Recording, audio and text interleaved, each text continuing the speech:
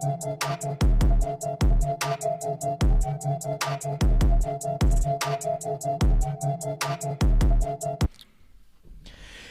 what's up, everybody? This is the AEW Full Gear Post Show. Hangman Page is the new AEW World Champion. Jay Lethal is All Elite. MJF beat Darby Allin. Let's break this whole thing down. Let's go. Start.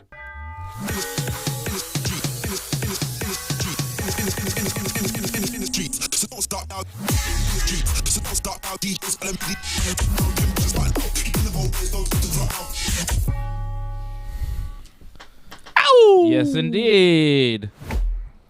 Oh, there he is. There he is. It's Big John. Big John Stud. What up? Well, we survived the pay-per-view. That's impressive, I think, in itself. So long, but it is over. We have a new champion. We can move on, thankfully. Yeah, it wasn't so long. I thought the other pay-per-views have been longer. It was just about 4 hours. I can handle a 4-hour pay-per-view. I can't handle anything over 4 hours. When the show ended at midnight Eastern, I was like, all right, that's good. I'm happy here. I'm happy ending it here. Anything over 4 hours, I think, is crazy. 3 hours, I think, is the perfect, sweet spot. But we knew going into this thing, AEW only does about 4 pay-per-views a year. I think the last one they did was almost 5 hours, right? Wasn't All Out, ridiculously long? This is shorter, right? This is shorter. Yeah, possibly. All Out was pretty long with the extra promos at the end. I think what made this show feel very long was the first 3 matches took up an hour and a half of the time. So it just felt like, oh, we still have plenty ahead of us. And then time just, like a mental game on us, We just feel like everything goes more slowly because we think, oh, well, there's 6 more matches left and it's already 9 o'clock. We're probably going to go till 1 a.m. And then we saw considerable, as the card went along, they were cutting video packages. It seemed like they were going from one person hadn't even left the stage yet and they'd already started music for the next match. They were trying to catch up and get as finished as a more reasonable hour. But, those first 3 matches really felt like a long time. Yeah, it did start off a little bit slow, but I'm happy with what we saw all in all. I like the pay-per-view. I thought it was good. Let's get it out of the way. Let's give the scores on 10. I'm already seeing scores popping in. Harold Schneider says, not sure I'll be able to stay up to watch the post-show live. You'll catch the replay, enjoying Full Gear more than I expected. So Harold actually dropped that super chat while Full Gear was still going on. I don't know if Harold managed to stay up and watch Full Gear. It was a late night, but for me, I was expecting the worst. I was expecting this show to go past midnight, maybe to 12:30. The fact that it ended just at the 4-hour mark, all right by me. I thought the pay-per-view was good, but I didn't see anything tonight that blew me away match-wise. I thought we saw some very good matches, but when we compare it to All Out, I think that we saw better matches on the last pay-per-view. I thought that, everything was solid. Some matches better than others, obviously, but nothing on this card that I thought, well, that was an instant classic and I must see this 10 times over. I'm having trouble even finding what was the match of the night. I think everything was quite good, but I don't know what really stuck out. Overall, I thought this pay-per-view was solid, though, top to bottom. I'd give the pay-per-view as a whole an 8. Solid 8. I thought it was good, Interesting things happened. Little twists and turns. Maybe 7.5 to 8, I didn't love this pay-per-view. I didn't love it, but I did enjoy it. I didn't hate it either, There was nothing to hate on this thing, but at the same time, nothing stands out as exceptional. I thought everything was good, but nothing was mind-blowing. So I'd give this thing I'm going to be nice tonight. I'm going to give it an 8 because they ended just at the 4-hour mark, and it was a nice show, and everything was good top to bottom. I'm going to give it a generous 8, but I think that it could easily get a 7.5 out of me on if this show went another 10 minutes, it'd be a 7.5. Put it that way. If it was a little bit longer, I would have been a little upset.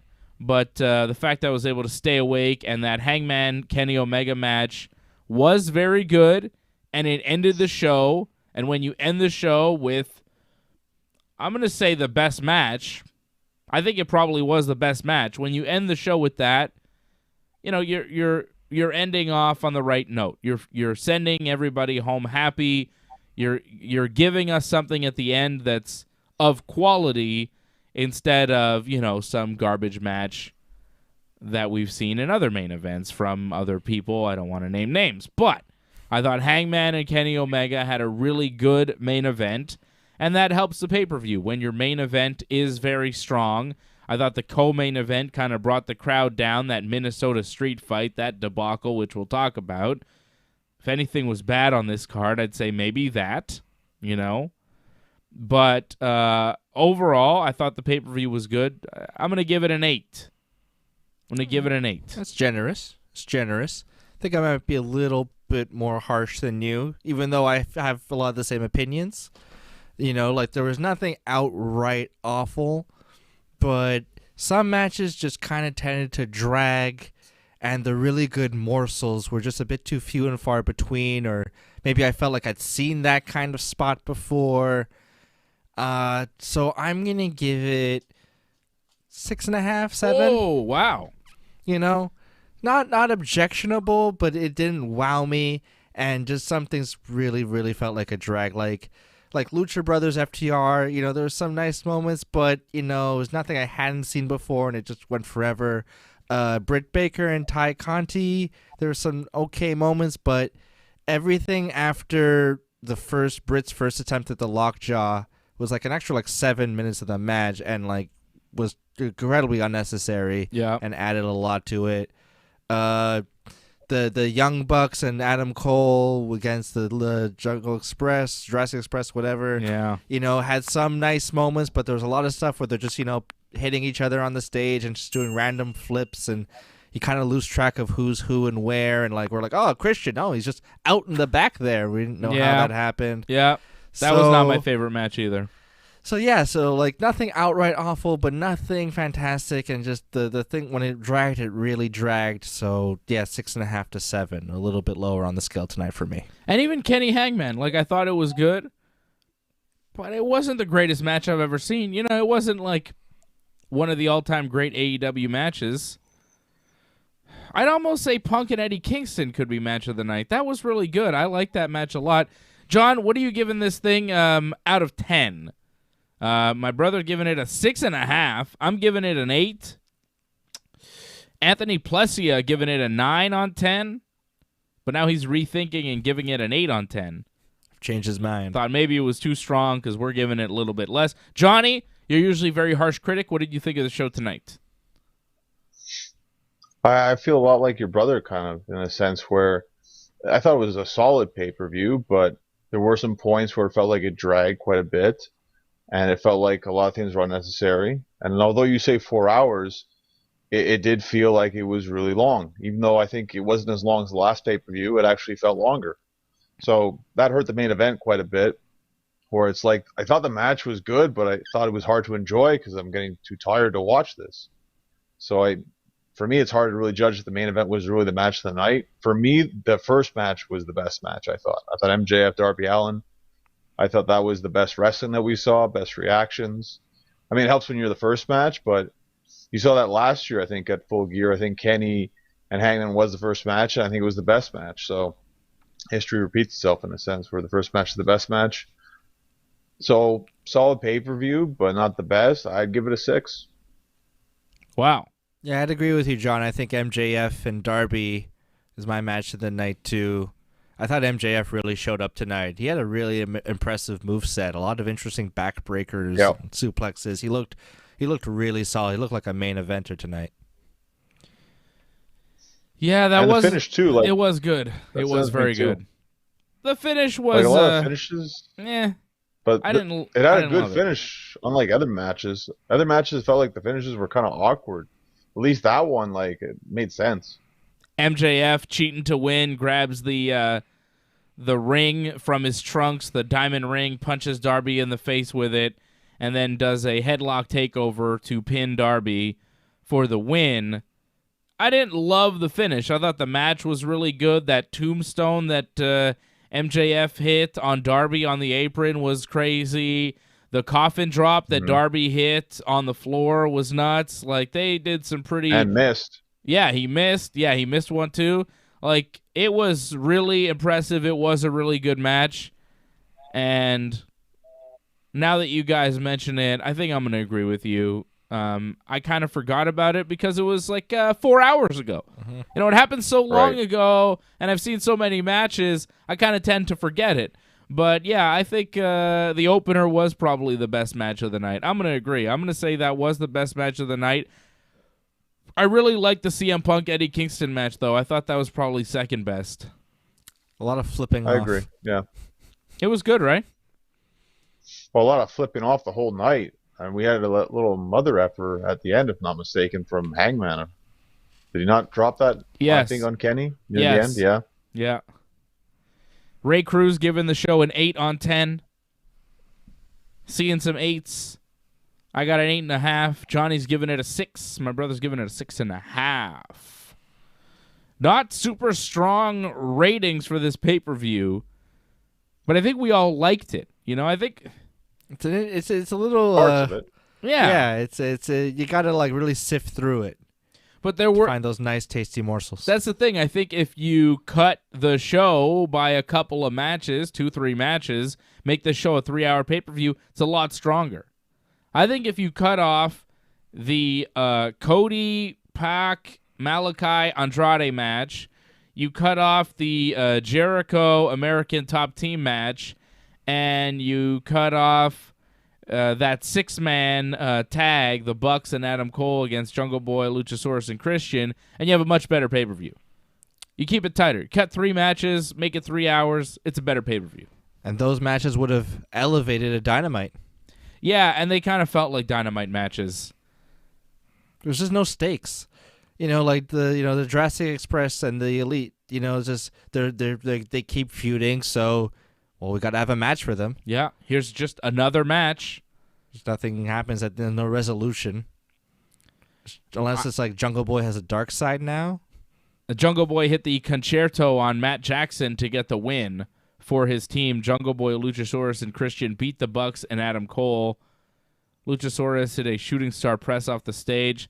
I mean, it was fun. They were flipping around. They were doing their thing. But, again, I just didn't care.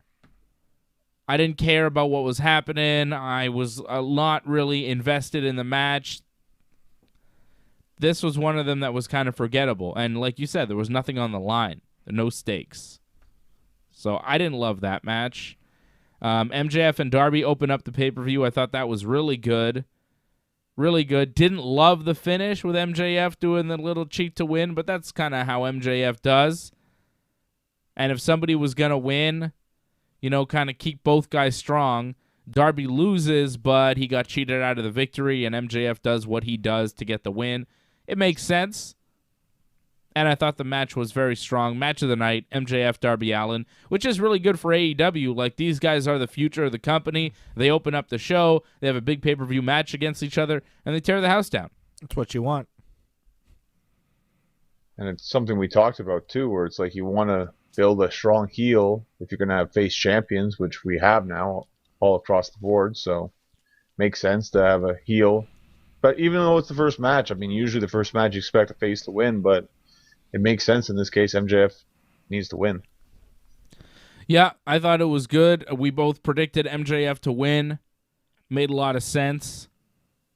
Great match to open up the show. Then we had the Lucha Brothers versus the FTR. I thought the match was good. The finish was a little weird. Cash put on a Lucha mask that they had been wearing in a previous match where they had tricked the Lucha Brothers and beat them. So Cash puts on this luchador mask and tries to get into the ring and act like he's Dax, who was the legal man at the time. So Cash tries to win the match for his team, even though he's not the legal man. He winds up putting his feet on the ropes to, like, double cheat. The ref catches him. He falls into a move. 1, 2, 3. Cash gets pinned, and the Lucha Brothers win. This one, you know, it's kind of like FTR now. They have an argument to make. Well, we lost, but you didn't pin the legal man. And, you know, FTR, they tried to cheat, but it winds up backfiring on them. So FTR loses, but they kind of save face in the sense that they didn't actually lose the match legally. The legal man was not actually pinned, so they could demand a rematch there from the Lucha Brothers, which I assume they will do. I just thought the finish was a little convoluted, and the match was good, you know, and then they had this weirdo finish, and that was their way out, which I didn't love. Yeah, usually when you do that little double switch, it means the team that did the switch is going to get like a quick, sneaky pin. Yeah, and they didn't. And now they just look like bigger goofs. So they lost a lot of credibility in that way. I didn't like it. Usually FTR, they have sneaky heel wins. Yeah, it backfired. It also looked bad because commentary like said straight up, like, "Oh, that's clearly Cash. That's clearly the illegal man." Like right away. So like right away, it looks dumb that the ref can't see that. What commentary saw it right away. That's it. Commentary knows. The ref doesn't know. What's going on there? Ref's got to be on the ball, right? Makes the ref look really bad. It exposes the whole match. It's not good. It was not a good finish. I thought the match was solid, but it kind of ended awkwardly. So our match of the night is the opener. Shout out to Harold Schneider. He is the Super Chat leader of the night. Don't forget to hit us up on Super Chat. Don't forget to like this video. Support the Ringside Report Network. Join. Become a member of the team. Go to join.ringsidereport.net.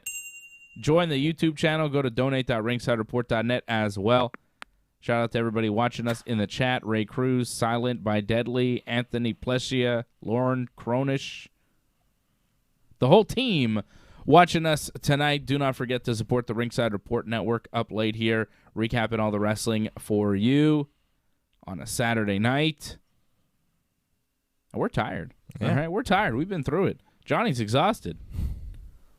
Johnny we did this last night too, so yeah. Yeah, Johnny wants to wrap this show up right now. Johnny's done. So support We're Johnny. halfway done already. Keep Johnny awake. Yeah, Johnny's like, we're halfway done. We've been on for like maybe 20 minutes. John's like, we're done. It's over. Bryan Danielson gets the win over Miro with a guillotine choke submission after an awkward tornado DDT. Bryan beats Miro to earn an AEW title shot in this match in the finals of the tournament. The match was okay. The finish was bad. Again, another bad finish. Like, I feel like Bryan on the tornado DDT was supposed to hold on to Miro and keep him in a guillotine, but it didn't quite happen. They separated, and then they kind of awkwardly crawled back to each other. Then he put the guillotine on, and then Miro, I guess, tapped. I didn't really see a tap. I think he was declared unconscious. Yeah, he was out. Yeah, very just out cold. Yeah, the ref was like, "Oh, he's out. He's It out." was very fast. Yeah, like You don't go out that fast. The announcement seemed to indicate it was from the DDT more than the choke. It was a weird finish that I did not like. That match was not my favorite Bryan Danielson match. What happened? They've wrestled before. I think you could argue it was his worst match so far in AEW. Not saying it was like bad, but it was the worst one he's had, I think. Probably, yeah. What happened? You know, I think it's just chemistry. They just didn't really have it there for whatever reason. It happens. They didn't click for whatever reason. That was rough. I did not like seeing that. I did not like seeing Bryan Danielson have a mediocre match on pay-per-view. This is his first pay-per-view match for AEW, and it was not great. But he is now the number one contender for Hangman Page in the AEW World title. Give it to him. Even with the performance tonight, give it to him. It's not Bryan's fault he had to wrestle Miro. It's Miro's fault. I'm going to place all blame on that match being bad on Miro because Bryan Danielson doesn't have bad matches, so I got to blame Miro for that. I don't know what happened. It was like Clash of Styles or something. Chemistry was off. But Bryan is the number one contender now, I think is real interesting. Hangman Page climbs to the top of the mountain. Let's see Bryan Danielson take it away from him right away and go from there. That's what I'd like to see. A very short title reign from Hangman. Everybody it's the AEW champion has pretty lengthy title reigns. Jericho got a few months with it. Moxley got a few months with it. Kenny's had almost a year with it. Let's get a short title reign. Would garner sympathy for Hangman. Yeah. Let's take the belt off Hangman before the end of the year. How about that? Let's do that. Let's hit the title on Bryan Danielson or MJF or somebody before the end of the year. You got to get sympathy for Hangman. I think the fans are going to slowly, or maybe not that slowly, turn on Hangman as the world champion. It's going to be a Cody Rhodes type turn where it's like, why do the fans hate him? Well, because he's getting everything he wants. And these AEW fans are just, they don't like that. They don't like when people get whatever they want. Makes them mad. I don't know. I still don't get the hate for Cody. But Hangman, I think, as world champion, like, okay, well, what now? He's a champion, and what does he do now? He just conquered the biggest obstacle you could possibly put in front of him in Kenny Omega. Now what? He's going to conquer Bryan Danielson too? And then what? If he beats Kenny Omega and Bryan Danielson back-to-back, what the fuck do you do with him? That's a good question. I mean, there's only CM Punk left, and then, okay, beats CM Punk, and then, okay. Guess he walks off into the sunset and retires, goes on a horse somewhere, and like, I don't understand what you do here with Hangman Page as the world champion going forward. I don't think MJF is ready to be the world champion in AEW. I think he's a little young. And that, to me, is kind of the direction you would go if you're going to push Hangman for a while and have him beat a few guys like a Danielson or a Punk going forward. You know, okay, well, what's the end game there? Well, maybe make MJF off Hangman. I feel like it's too early. But I thought it was too early for Hangman to win tonight, and there you go. Hangman wins tonight. I love Hangman Page. I think he is everything you'd want in a professional wrestler. I think he's fantastic. I think the promos are a little bit lacking, though. Like the promo on Friday or Wednesday, whenever it was there with Kenny, it was, you know, he's great. He's got a character. Sometimes his promos are good. I think he's better when he's playing off somebody and having a conversation rather than just standing there doing like a monologue in the ring. But I felt like you could have juiced this a little bit more. You could have had Hangman continue the chase after tonight, chased even further, and made it more urgent the next time around when he got the next title shot. But instead, you know, you send everybody home happy. You give the people what they want. Kenny Omega's run ends after about 11 months as world champion, and now it's Hangman's time. And now you wonder what the Bucks are going to do.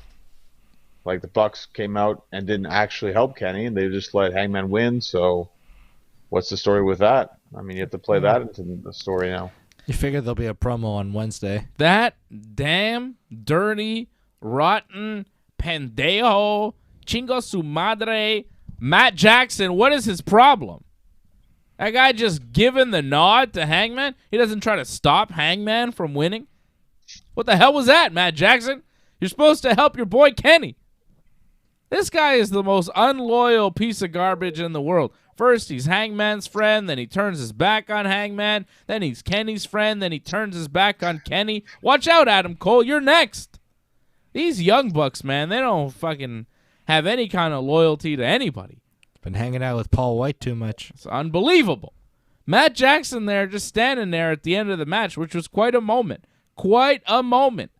Hangman's on the apron. Nick Jackson is there. Matt Jackson is there. They come in during the match. They come down during the match, and you think they're there for Kenny. But I think they were there to be on Hangman's side because they didn't actually do anything for Kenny. They were there to be in Hangman's corner. And Matt Jackson was there. He had the opportunity to stop Hangman from jumping and doing the buckshot lariat. Hangman has the moment. He's on the apron. He looks over at Matt Jackson. Matt Jackson looks over at him, gives him the nod, like, go ahead, kid. It's your time. Hangman, boom, buckshot lariat, hits Kenny, 1, 2, 3. That was a moment right there. The Young Bucks didn't help Hangman win, but they didn't stop Hangman from winning, which is something they have been doing here, helping Kenny Omega, their buddy. So clearly there's going to be some sort of issue with Kenny and the Bucks going forward.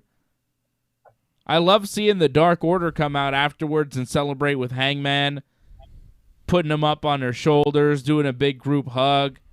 Johnny Hungy, all smiles. Everybody was so happy. Grayson. All of the Dark Order seemed very happy and genuinely happy for Hangman. That was nice. That was really nice. But that damn, dirty, filthy, pink-bearded young buck Matt Jackson. How dare he not? The one with pink-bearded. Huh? They both had pink beards. Wasn't Nick? They both had a little pink in their beard. Yeah. What, are they dressing like Bret Hart tonight? What's the deal?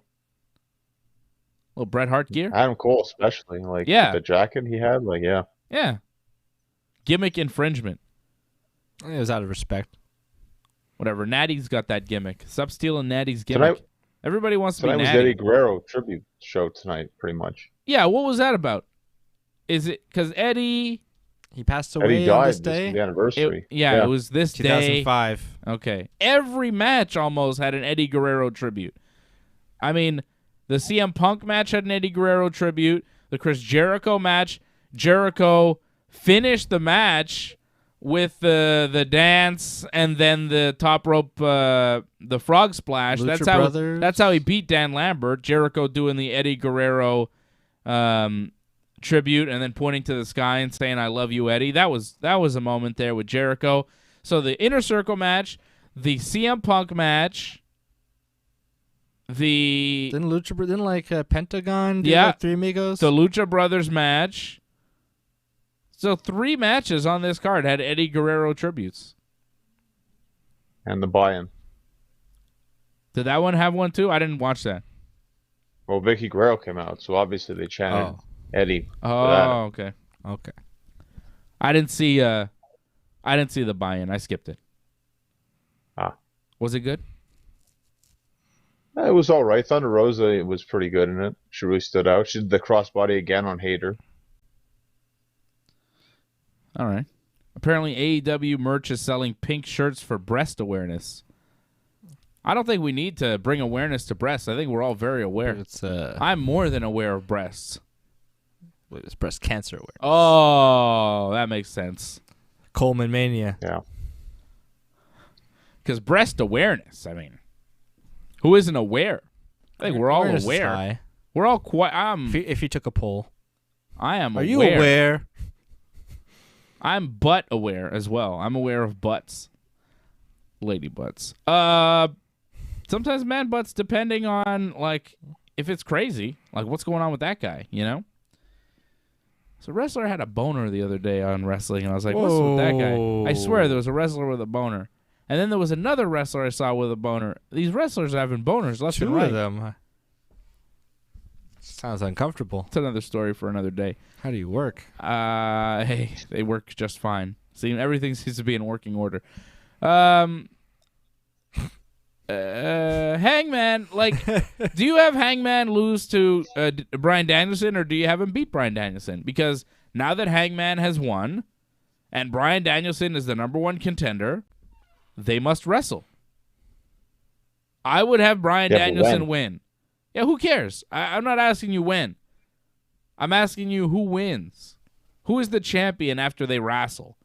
Are you going to give Hangman the win over Kenny and the win over Bryan? I mean, I think it really depends because like they have a special event, Battle of the Belts coming up. I think that's going to be in early January.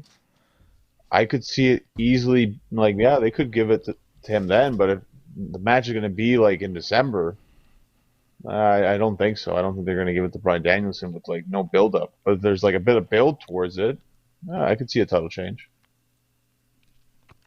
I like us moving around while the show's going on. Whoa. It's awkward. It's like an earthquake. There's an earthquake. Be picked up by a giant. It's been awkward. Huh? Take it easy. I said it's awkward. Well, we're trying to fix you because we got to, see more of John. Sometimes it's just a floating Johnny head, and we got to get that right, I don't know. It's like if there was someone who's going to beat Kenny and then Danielson, it would be Hangman. Like, if all the guys on the AEW roster, that's who you would saddle that, you'd saddle that horse with those accomplishments. You'd give it to Hangman. Yeah.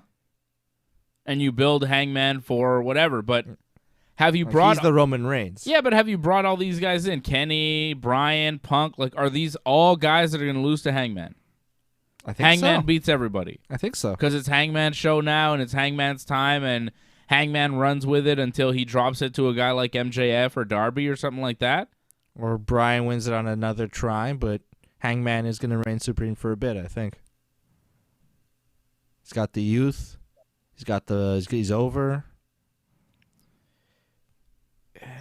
A very strong babyface running wild for a while. I don't know if that works with the Hangman Page character. I think that a big reason why Hangman is so over right now is because he's been losing, and there's sympathy for him.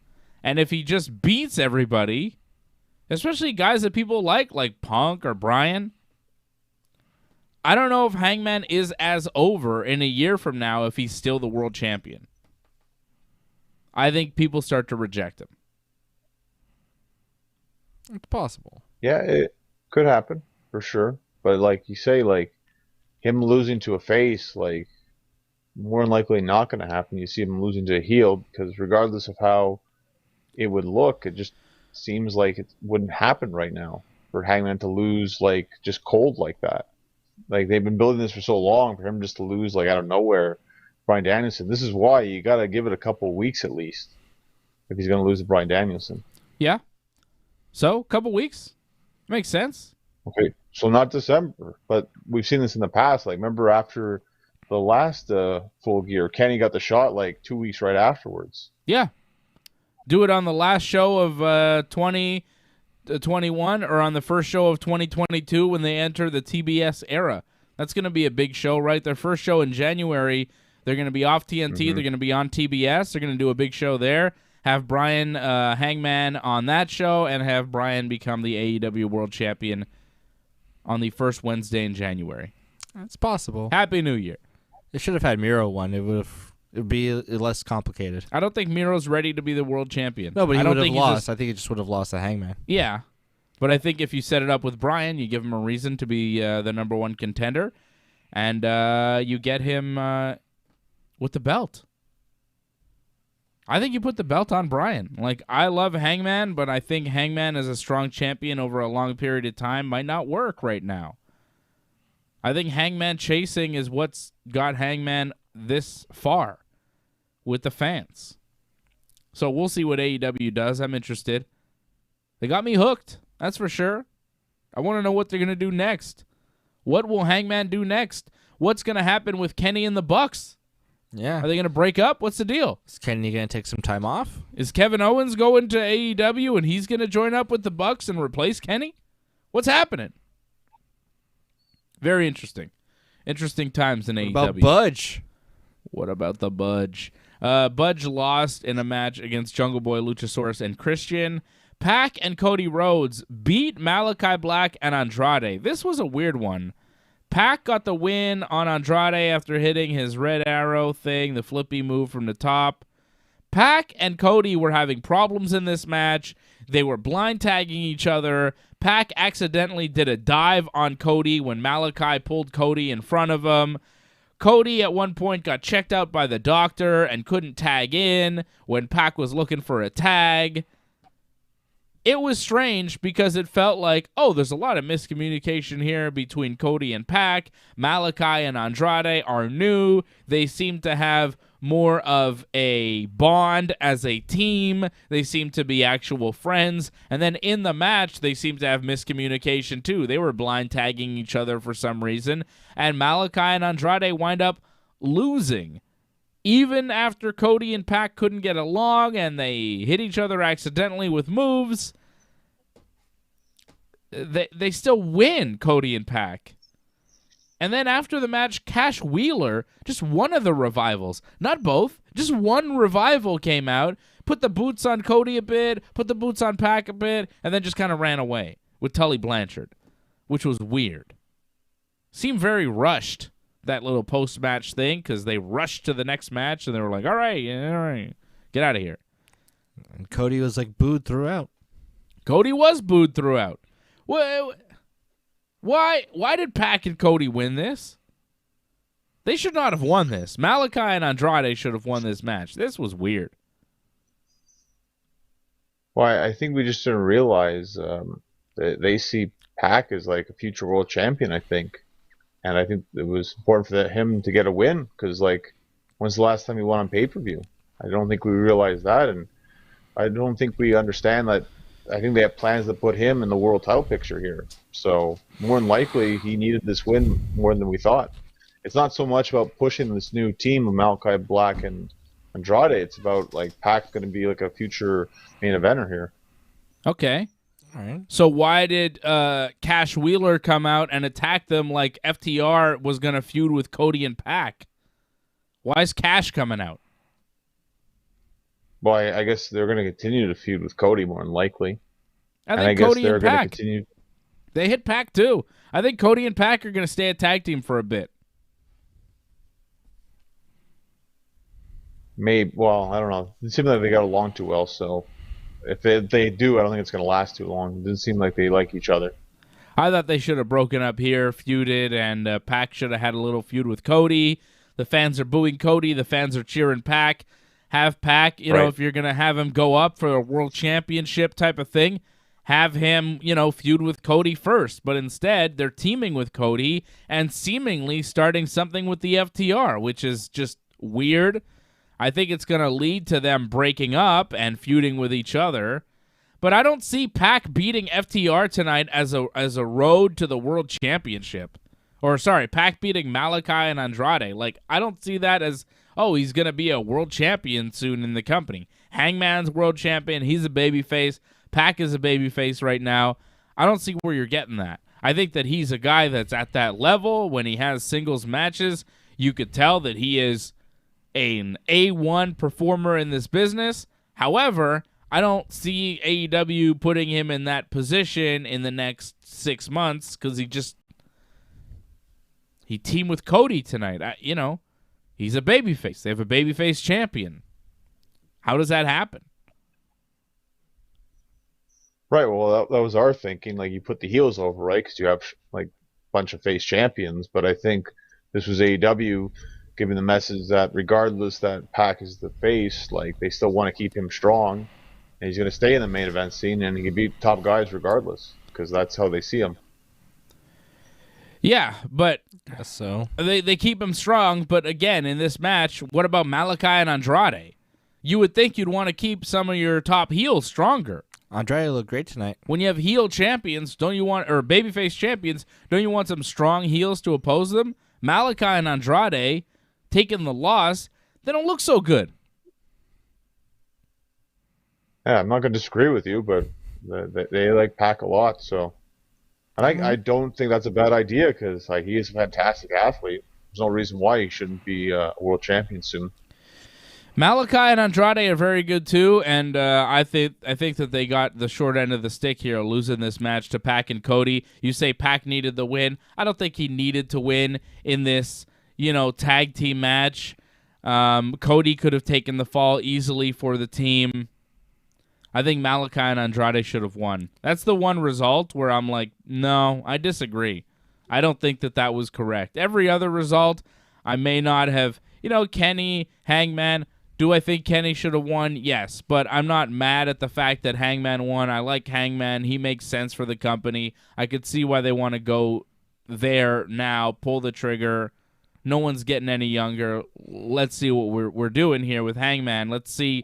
Give him a run with the championship and see what happens with the company, right?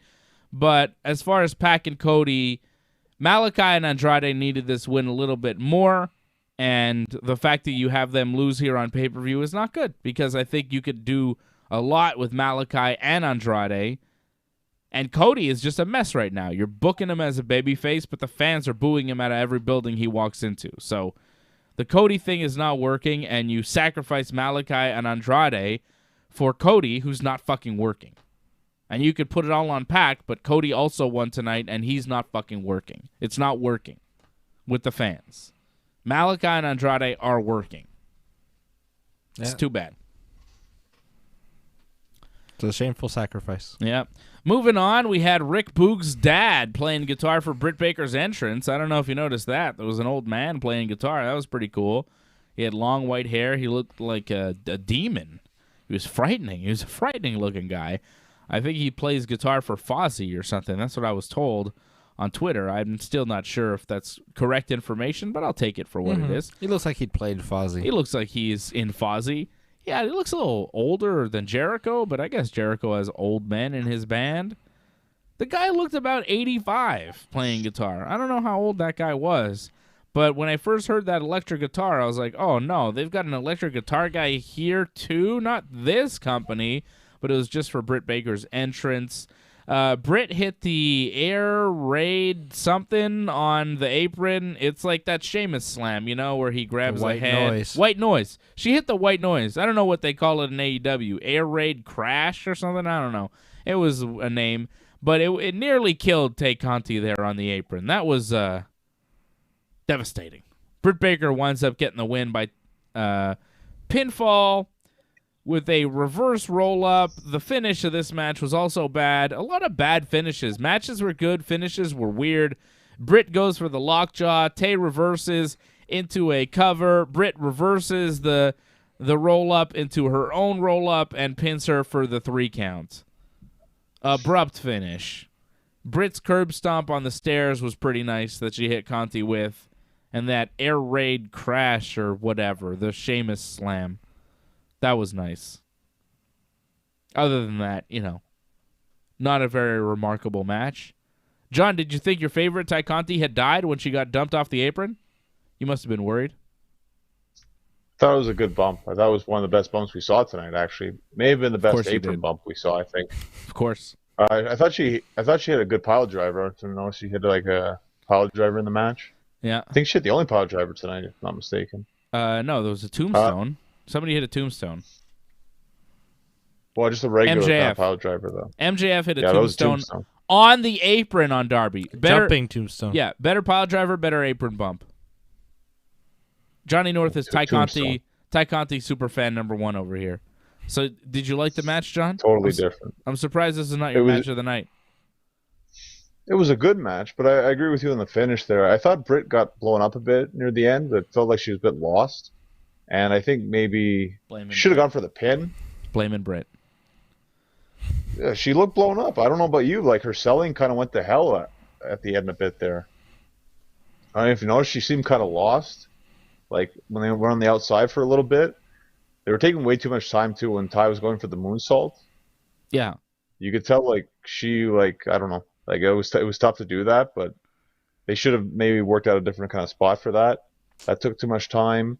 And when they came back in the ring, like, she should have done a pin after that stomp on the steps. Mm-hmm. But instead they tried for a submission and then rolled into the ropes again. That took away a little bit right there. If you would have had like a false, like a 2 count right there, that would have got the crowd more into it. There wasn't enough false finishes for Britt. Britt's got to hit more of those false finishes. I thought Ty hit a lot of them, but it's like, no, people don't want to see that. And that kind of took away a bit from it as well, because Britt is supposed to be the heel, and she's kicking out all the falsies here. Yeah, the pacing of the match was weird. It was just a little off. Yeah, it was a strange. It's like, okay, and then they're doing stuff, and then they kind of. It seemed like there was some confusion, and then they kind of got back on track, and then there seemed like there was some moments where they slowed down and kind of Rebels here. I think Britt got blown up. Yeah, maybe. How come Rebel and Jamie Hayter are interfering for Britt, but Ty Conti doesn't have her buddy Anna Jay ringside, like, helping her out? It's 3-on-1, and Ty's got no friends. That was strange. Anna Jay's always with Ty Conti. All of a sudden now, she's like, you're on your own. Title match, big match, 3-on-1, deal with it. Well, you can always go with the whole thing like faces don't need backup kind of thing. But when they're cheating blatantly in the match, Yeah. it's kind of ridiculous. She doesn't come down at least. But that's more on Anna Jay. That's her fault. Curse that Anna Jay. Can't trust that Anna Jay.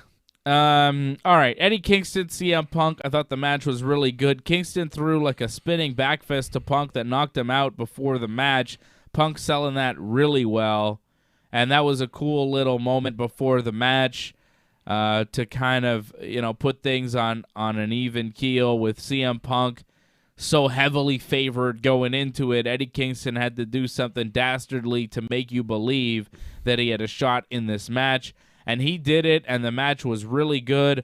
Punk was bleeding after getting whipped into the ring post, bladed himself there, bleeding pretty good. Punk, as the match was coming to an end, was throwing knees in the clinch to Eddie Kingston, and the crowd was booing him. And Punk kind of stopped for a moment, heard the boos in the crowd, and kept throwing knees, threw a few more to soak in the boos and get those boos before he locked in the GTS. Hit that on Eddie Kingston for the pinfall. Really good match. A lot of great emotion. Middle fingers back and forth. Stone Cold Steve Austin would have been shocked and appalled at the amount of middle fingers being thrown in there. It was just excessive, I thought. It was like, fuck you. No, fuck you. And I was like, all right, guys. You guys flipping each other off a lot. Like, it was just constant. You could count the amount of middle fingers being thrown in that match. And it was probably about a dozen on either side. It was a lot, but I thought it did add to the match at some points. At other points, it was just like, all right, I get it. I was like, all right, guys. After every punch, you're gonna throw that. You could just punch them. You don't have to flip them off. But I thought it was good. They had a lot of emotion in the match. They were very violent. They were hitting each other hard. And you could feel it. It was one of those matches that you could really feel. It was one of the big matches on the card, and I thought it really delivered. I thought it was one of those matches that was above and beyond what you expected. Excellent stuff. Punk went to shake Eddie Kingston's hand after the match, but Eddie Kingston brushed him off and walked away. Punk turned in a little bit of a heel ski at the end of that match, right? Getting the boos and then taking some more. He's good at that. He's like The Rock like that. He could just turn like on a dime. Yeah. Soaking in the moment. I like that. Great match. Yeah. Didn't go too long either. Like when Punk hit that GTS, I fully expected Eddie to kick out just because that's what we've been getting all night. It's just people kicking out of finisher stuff. And they're like, no, 1, 2, 3. Yeah. That's it. I was like, yeah. I kind of like elated, like, oh, like, surprise. Yeah, because the match didn't, run too long. It was the perfect amount of time for a wrestling match. It was 11 minutes. It was shorter than pretty much every match on this card. It was the shortest match on the card, including the pre-show match. It was the shortest match on the card. Maybe why it was so enjoyable. Every other match was longer than this by a good stretch. MJF and Darby went 22 minutes. Lucha Brothers and FTR went 18 and a half. Danielson and Miro went 20 minutes. Christian Jurassic Boys against the Super Click went 22 and a half minutes. Too long. Felt longer. Yeah, it was too long. That's one of the longest matches on the card. That match, the Bucks match, was the second longest match on this whole thing. The longest match on the card, I think you probably guess, Kenny and Hangman, 25 minutes, 35 seconds. That makes sense to me. I have no problem with the length of that match. It's a world title match. It's your main event. It should go about 20 to 30 minutes. That's fine. Inner Circle versus American Top Team went 20 minutes. That was about 10 minutes too long. Okay? Brit Baker versus Ty Conti went 15 and a half minutes. That was about 5 minutes too long. Cody Rhodes and Pac beat Malachi Black and Andrade. That went 17 minutes. That was about 5 minutes too long. A lot of these matches were just too long. Way too long. And that was the problem with the pay-per-view. Some of these matches just kind of stretched and stretched and stretched. CM Punk, you were in, you were out, you enjoyed it, you had fun, and you can't complain about it. And you're looking forward to where it goes next. Yeah. Pretty damn close to match of the night. If it wasn't for that great match between MJF and Darby, I think Punk and Kingston gets my match of the night. Great stuff. 11 minutes. I'm happy with that.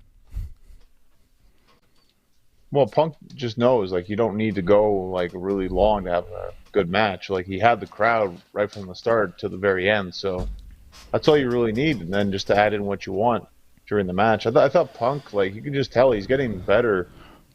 Like, it feels like he's working off that ring rust if he ever really had it. Like, it feels like every match he's getting better and better. He's been looking good. I've been enjoying CM Punk matches. Yeah, he's a big deal on the card, you know? You care about him when he shows up. He means something. That's what I like about CM Punk. None of his matches are throwaway. Everything he does has meaning and advances what he's doing in AEW and his overall story. I don't know what the end game is here for CM Punk, what the big story is going to be, but the little stories that he's doing along the way are pretty fun. So we'll see what happens going forward with Punk, but I like what he did tonight. I think we may see another match with Eddie Kingston down the road. I don't know if they'll do it right up next, like a immediate rematch, but I think they do wrestle again eventually. Inner Circle beating the American top team. Jericho getting the pin on Dan Lambert. Lambert getting hit with a kendo stick and a frog splash. Getting his comeuppance. The crowd really hating Dan Lambert, which is funny. I always, it's just funny to me how much they hate Dan Lambert because I like him. I think he's entertaining, but the crowd just hating him. Junior Dos Santos wrestling in this match. Didn't do too much. Did do a pretty clunky-looking vertical suplex and then an awful-looking standing moonsault on Jericho where he basically landed on his head. Junior Dos Santos nearly broke his own neck doing a standing moonsault. Maybe not. Junior Dos Santos, maybe not. He also showed up way too late for his spot. Like Jericho was going to do a lion salt on Dan Lambert, and he was just standing on the second rope, like waiting for something for like too long, and the audience, the commentator's like, Jericho, and then Dos Santos pops up to punch him, and like, oh, Jericho, he must have lost his balance or something and was staying on that rope. Yeah, it did not look good. Dos Santos looked awkward. There was one time where Sammy Guevara almost had the match won. He was in the ring. He goes 1, 2. Junior Dos Santos is standing outside the ring just looking at the action. Didn't make an attempt to save the match for his team. Just kind of watched Sammy Guevara beat up his tag team partners and then go for a pin. And he's just kind of like pacing outside the ring. And I'm like, you could go in there, It's also that Minnesota street fight, the 10-man tag actually started as a tag team match. It ended with like fucking anything goes, who's the legal man, who cares, doesn't really matter anymore. But it started with, 4 guys on either side of the apron, 8 guys on the apron and 2 guys in the ring, and they had like a tag team match. And then eventually it devolved. Dan Lambert got tagged in, and I guess he remained the legal man for his team the whole time, because when he got tagged in, he just started running around, and then everybody started doing dives, and then the whole match turned into a shit show. So that's what a Minnesota street fight is. It starts off with just a regular tag team match, and then at a certain point, it turns into a shit show, and it ends whenever is convenient. I did not like this. This was probably my least favorite match of the night. It wasn't very good. I expected it to be bad, and it was bad. The props were like Minnesota themed. Hockey sticks, some sort of bunt cake pan. I mean, I don't know what the hell they were doing. I wanted some lutefisk. A football, yeah. I liked Baron Von Raschke ringside. I liked seeing him. That was good. Other than that, your thoughts on the Minnesota street fight? I found it funny that you find JDS was kind of awkward. I thought Arlovsky was a lot more awkward, actually. He felt like he was completely like in the wrong setting. Like it didn't seem like he knew what the hell he was doing whatsoever. Yeah. He was less involved though. Well, he had a moment with Hager in the ring, and it was like, oof, like, do you know what you're doing whatsoever? Like those punches were probably some of the worst punches I've ever seen. Like we thought JDS punches were bad. Arlovsky punches, like these little shots to the side, like oof. Pentagon threw some pretty awful punches tonight, too. Do you see those in the corner? No, I missed that. Arlovsky stood out. Pentagon threw some punches that, like, hit pure air. I was like, oh, okay. Those are light as hell. But, yeah, Arlovsky was not good. Arlovsky was not good. Junior Dos Santos was not good. That match was not good. I'll give JDS I think we credit. need to stop. He took a double superplex off the top. Like, I give him credit for trying to do more, you know? And it seemed like he was into it. Like, he was trying to play to the crowd and everything. Like, you could tell he was enjoying himself at least. And, like, at least there was improvement there. Where Arlovsky, it was like, I don't even know if he knew what he was doing, really, it seemed. Well, it's I think he was tripping, too, on the outside as well. Yeah. I think there was a lot of confusion going on. I think Arlovsky was confused. I think Dos Santos was confused because they don't know what they're doing. And that match was a total melee, and nobody was really explaining to them what to do.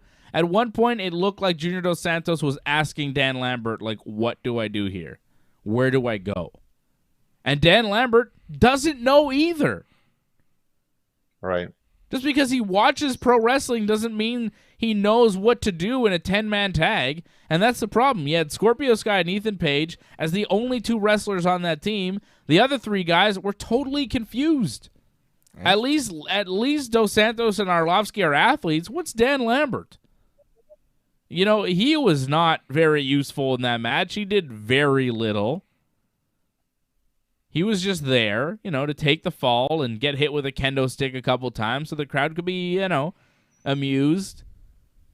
He's just the guy that's been talking a lot of shit, and tonight was his comeuppance. But match quality, you know, is non-existent, which is what we expected from this one. Non-existent match quality. I just hope we don't ever see Junior Dos Santos or Andre Arlovsky wrestle again, because they're just not very good. Bring in Cain Velasquez. He looked a lot better. Yeah, he's much better. I think JDS is going to wrestle again, though. I think they like him a lot. Arlovsky, doesn't he still fight, though, in the UFC? Like, yeah. Isn't he fighting soon? Like, I'm surprised he did this at all, to be honest. Me too. Like, it's actually a lot of respect for him to do this, because this is kind of risky. I wonder if the UFC even knows. It's on their radar? I don't know. If this were WWE, they'd find out. But AEW, I don't know. And finally here, Jay Lethal is now in All Elite Wrestling. Jay Lethal, of course, a longtime Ring of Honor guy. Before that, he was in Impact Wrestling, but now Ring of Honor seems to have imploded. And Jay Lethal here, now in AEW. He's officially All Elite. He challenges Sammy Guevara right off the bat. Right after Sammy's match, Jay Lethal's like, I want to challenge Sammy Guevara for a shot at his TNT title this Wednesday on Dynamite. And then Sammy comes right back out, and he's like, I accept. So it's going to be Sammy Guevara versus Jay Lethal for the TNT title on Dynamite this coming Wednesday. We'll also see Nyla Rose versus Hikaru Shida in a quarterfinal of that TBS title tournament. The Acclaimed will take on Dante Martin and Leo Rush, and Butcher and the Blade taking on Orange Cassidy and the Stone Pitbull, Tomohiro Ishii from New Japan Pro Wrestling. One of my favorites. I'm a big fan of Ishii. The Forbidden Door. Did not expect the tag team of Ishii and Orange Cassidy. Watch out, Butcher and Blade. Don't mess with Ishii. Watch out for that Brainbuster!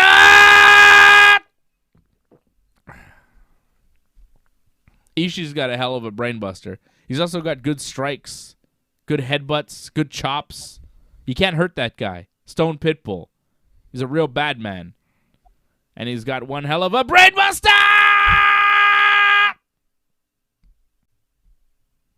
If they don't say brainbuster like that when he hits it, fuck everybody. I can see Excalibur doing something like that. He gets nerdy like that. Fucking nerd. Fucking Excalibur. Yeah. What do you think about Jay Lethal in AEW? You excited? I'm not that excited. I mean, it's cool. He came out with like Macho Man music. I was hoping he'd do a Macho Man impression. He did a little bit of a Nature Boy impression there. Such a good flair. His Ric Flair impression is amazing. His Macho Man impression also amazing. I think his Ric Flair impression is more amazing because like everybody does a Macho Man impression, but very few people do a Ric Flair impression that's that dead on. Mm-hmm. The only other guy I've ever heard do a Ric Flair impression that's that good is Big Show Paul White. Yeah, but that's just like a little line. Like Big Show is just the G's brother. That's the worst Yeah, fight I've but ever been on. I bet you if he said more Flair things, he could do it. Big Show's That's like conversational Flair, like what, like the guy, like when he's backstage like Flair. real guy.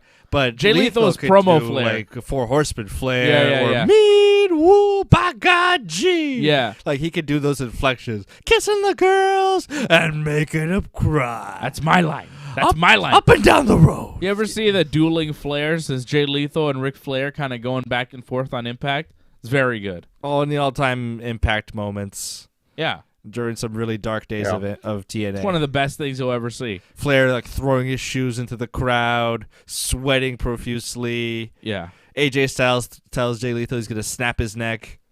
It's good stuff. Flair and Lethal. So Lethal's now in AEW. I hope he does a Flair impression. He should be with Arn. He should be he should hang out with Arn Anderson and just do the Flair impression all day. And then once in a while go up to Andrade and like give him fatherly advice. Yeah. Just pretend he's Ric Flair. Yeah. Like he got knocked in the head. He thinks No. He doesn't pretend he's Ric Flair. Yeah. He just does a Ric Flair impression and gives Andrade fatherly advice just to weird him out, just to mess with him. Hey, what are you doing with my daughter? You know, like just says shit like that. I think that'd be good. John, are you excited for Jay Lethal? Do you care? I think it's like a decent signing, but it's not earth-shattering. He's definitely a good talent who's been around. Well, it's always nice to see someone you've met before. I mean, we both met him, I think, at the same show, if I'm not mistaken. Yeah. So that's always nice. You know, he's a good guy, and he's worked really hard for this. So I'm not a mark that's like all you. I gotta say, really. Just because I met somebody doesn't mean I get excited when I see them on TV. Just because I met somebody in real life and I sat down and talked to them doesn't mean when I see them on TV I go bananas. I mean, I met the guy, 10 years ago? I spent like an hour with him 10 years ago. Nice guy, but he's not my best friend. You know? No, but it's nice, though. That's all I'm saying. You it's mentioning that we met him reminded me that we met him. I guess it wasn't that memorable for you, I guess. The most memorable part of that is the Jay Lethal action figure, autographed Jay Lethal action figure that I bought off him for like $20 that day. I was like, yeah, this is cool. I'll take Macho this. Lethal? Yeah, it's like a Macho Lethal autographed Impact Wrestling action figure that I got from him.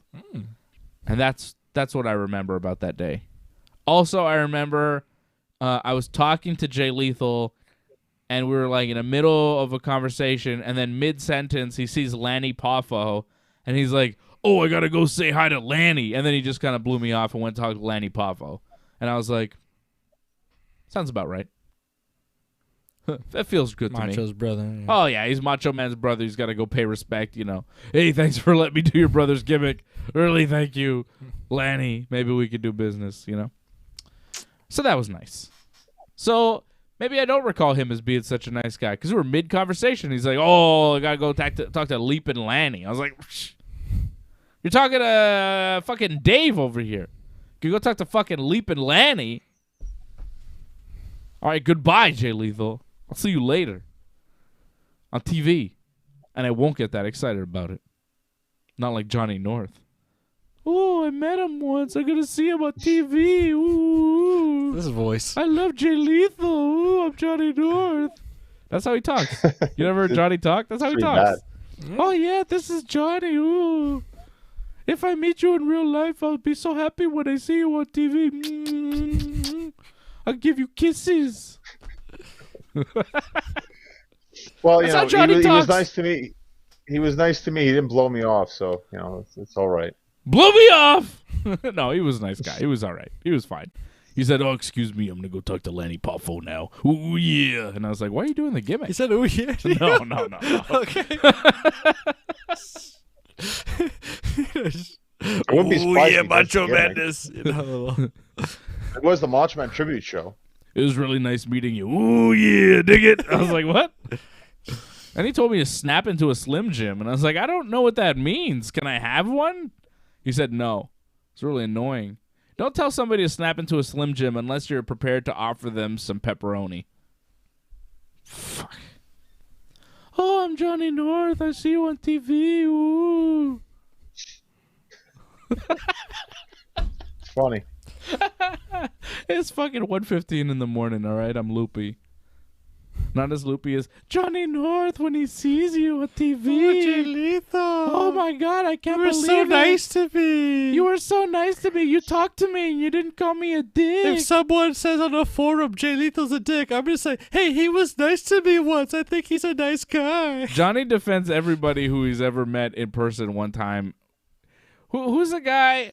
There's some wrestler who Johnny I was kind of shitting on some guy. Johnny was like, "Well, I met him one time. He's a really nice guy." And I was like, "Yeah, whoever it is." It's a WWE guy? Who was it, John? It was some guy I was talking about, and I was like, "Eh." You talking about Sami Zayn now, or? No. He's not nice to you. He doesn't like you, John. Oh, I don't That's like not true. Sami Zayn. I met him one time, and he said I was stupid. Oh. When I see him on TV, I'm still excited because I met him. I'm Johnny North. Did he say that? No. He never said that, actually. He never said that. I'm making shit up. He's got a terrible past with him. Terrible past. Yeah. Terrible past. What a past. We have such a past. Oh, me and Sammy, we go way back. I really don't know. I don't know him. I've never met him.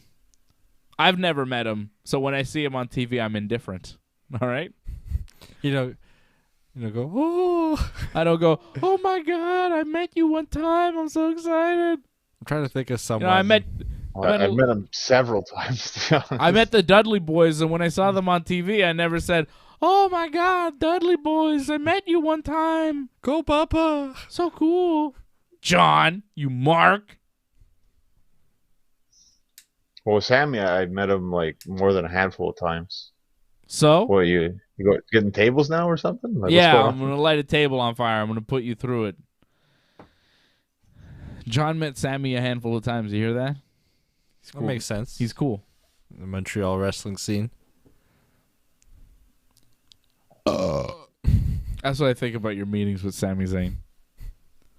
John told me a story the other day about how Kevin Owens, wanted Johnny and a bunch of the guys to go see the Raw show after Mania when Hogan and Rock wrestled, and then Hogan got that super big ovation in Montreal at the Bell Center. Mania 18. Yeah.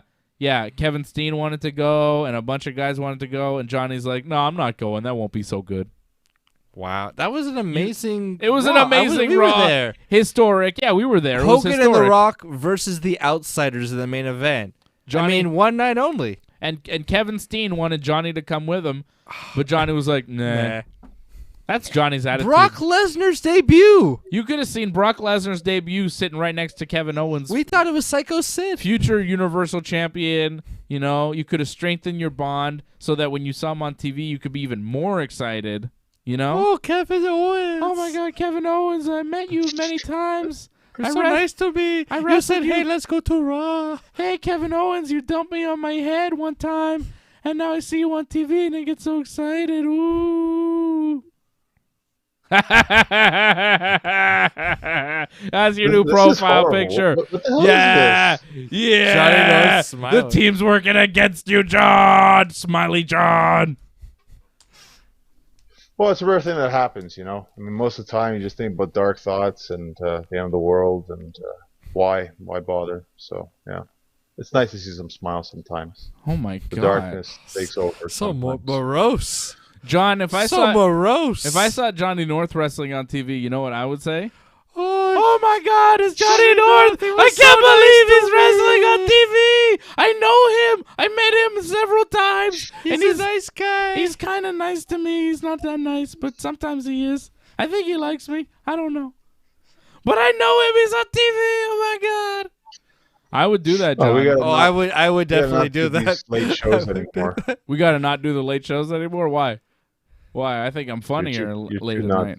I'm too nuts. It's true. Right. I would be like, oh my God, it's Johnny North. I know him. Yeah, I don't know why you have an accent, but I think I'd be like high pitched in excitement. All right, this show's over. Yeah. Hey, this show's over. The team is really fucking with you tonight, John. It's okay. I'll remember it. That's all. We're all a It'll be little heat mad for here. life. That's all. It's just we don't see you. I don't get you to pop too often on the show. You know, I don't get that reaction out of you. So when we see Johnny laughing and actually enjoying the jokes, I'm always trying to make jokes that make Johnny laugh, and then Johnny doesn't laugh at my jokes, and then I think, oh, maybe my jokes aren't that funny. I laugh. But then other people tell me, oh, no, that was really funny. I was like, well, how come Johnny didn't laugh? So then when Johnny does laugh at my jokes, we have to commemorate it by, like, taking screenshots of him laughing to prove that Johnny does actually laugh at my jokes sometimes, and he doesn't think that I'm just totally boring. Because sometimes he just looks at me deadpan like, ugh, this guy's making stupid jokes again, or he's doing impressions again, or I can't believe I'm still talking to this fucking guy. And then sometimes he's laughing, so I'm like, oh, he's laughing. Maybe he likes it sometimes. I think he only likes it when I do the voice. I don't know why. Oh my God. And when I talk about how much he loves Tay Conti. Johnny North loves Tay Conti. Blushes. Like a little schoolboy. Good wrestler. Went from losing to Aaliyah to like now main eventing a pay-per-view. Or close to main eventing a pay-per-view. It's pretty good. Why you gotta bring up Aaliyah? The pukester. You know how I feel about Aaliyah. She sucks. Saying, like, yeah, exactly. But like that's it. You go from like that low to like this high. Like it's pretty good, no? It's pretty good. I guess so. Speaking of this high, show's over. I gotta go. All right. Okay. Sweet Mary Jane, sweet lady is calling. Johnny, it's good to talk to you. It's good to see you. We love you, Johnny. I can't wait to see you on TV because I will talk with a high-pitched voice and get very excited. And that's it. AEW Full Gear was good. I feel like our review happened a long time ago, and we spent the last 30 minutes talking about Johnny North. Which is always good to do. And people that Johnny North has met. People that Johnny North has met and then seen on TV. Mm-hmm. You know? Did you ever meet any like movie stars, John? I met Angelina Jolie one time in a HMV downtown. That's no longer an HMV. I think it's like a coat. It's like a jacket store or something. So I met Angelina Jolie, but when I see her on TV, I don't get excited. Yeah. It doesn't even register. Bill Hader once stepped on my toe accidentally, and he apologized. And then you beat the shit out of him. No, I said it was cool. And now it wasn't that hard. One of his eyes is glass. You took an eye out, actually. Yeah. Fuck that guy, Bill Hader. Yeah, he took Bill Hader's eye out. It was a parody. It's the last time Bill Hader steps on anybody's toes. I'll tell you that much. Step on my brother's toes. He's gonna take an eye out. No, he wouldn't. But I wear really fancy shoes, so if you step on my fucking shoes, I will fight you. I don't play around. I will attack you if you step on my Yeezys. You step on my Yeezys, we're fighting. I mean, even Angelina Jolie? It's disrespect, especially Angelina Jolie. If Angelina Jolie stepped on my Yeezys, we are fighting immediately. Or I would demand that she pay for a new pair of Yeezys, which I think she could probably afford. Or I maybe see if I could get in on that. I've always wanted a dozen kids from different countries around the world. It sounds fun. And frightening, to be honest. Have fun with that. No wonder Brad Pitt was drinking. And on that note, we love you. Thank you. Good night. I will see you again Monday night after Raw.